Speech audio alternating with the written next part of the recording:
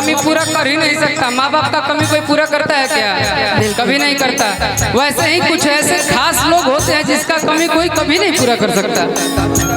अच्छा भैया, हाँ मिलने आइए, इसलिए आपका कमी कोई नहीं पूरा करेगा।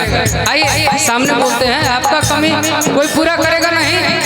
और केहू आपके ऐसे कर दी ना, ऐसे वो अभी तक केहू के औकात नहीं।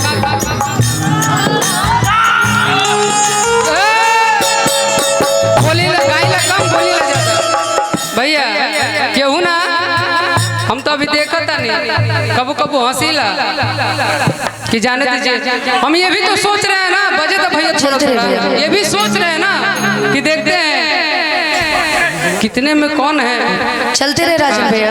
अरे कि गंगा के पानी